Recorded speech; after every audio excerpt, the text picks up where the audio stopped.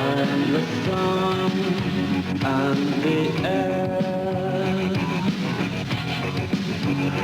all the shyness that is criminally vulgar. I'm sun and air, but nothing in particular. The place where I grew up no longer exists, apart from here in the local history library, photographic evidence of Queen Square in Old Trafford. This is where I grew up, and it was demolished in the late 1960s. And in a way, it was like having one's childhood wiped away. In Queen Square, my grandmother occupied the 4th house. We occupied the 5th house. And the 6th house was occupied by my mother's sister and her family. So it was a very strong community, and it was very tight, very solid, and it was also quite happy.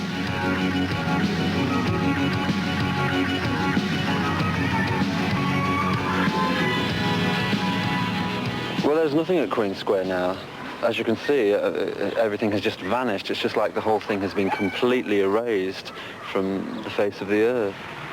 I feel great anger. I feel massive sadness. It's like a complete loss of childhood, because although I've always lived in Manchester, and I've always lived relatively close to here, to this part of Manchester, now, when I pass through here, or even being here today, it's just so foreign to me. And that's quite sad, I think. The old St. Wilfrid's, the school that I went to for many, many years, once stood here. It was pulled down in 1969, which was a great shame because it was a school full of character. It was replaced by this new modern school. Hello, Stephen. Nice to see you again. Nice to see you. Very pleased to hear about your success. Oh, thank you. Very we're just looking at some of the... Are you going through old times? The old pictures here. He was saying that, that the building here, how it sort of brings back some of the memories, and how the children used to talk about the upstairs being haunted. It used to be sort of a little game that they... So this is... This is my secondary school, and I have very different feelings about the school than I do about St. Wilfrid's, the junior school. This was a very sadistic school, very barbaric, and by some strange miscalculation of nature or whatever, I ended up here. I don't know why. And 5 years of education here proved to have no effect upon me whatsoever, and I'm sure no effect upon anybody else, except certainly in a very adverse sense. Not to be recommended. I left Hume. I came to live in Stratford on a road called King's Road. I lived there for a very long time.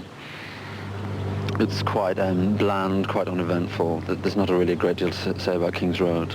I never had a social life. I never left the house. I just simply sat in and read and watched television and done all the things that in life are generally considered to be quite negative and quite soul-destroying. The only way that I could find any mental relaxation is to simply go out and walk, and to walk around these streets, which can seem quite depressing to most people and seem quite laughably simplistic. But for me it was perfect fuel, because then I would go home and I would write furiously. And I found that for me it was a brilliant outlet. It was the thing that helped. But also you have to have a grain of hope, which is a very difficult thing to have. I'm afraid, yes, I'm somewhat of a back bedroom casualty. I spent a great deal of time sitting in the bedroom writing furiously and feeling that I was terribly important and that everything that I wrote would go down in the annals of history or whatever. And it's proved to be quite true. How much I really liked you, 'cause I never even told you all I meant to. Now, for the very first time, I'm in a situation where I could leave the North and live in the place of my choice quite comfortably. But do I want to? I don't think I do. It's very difficult to say how things will be in the future because we tend to change our minds about places.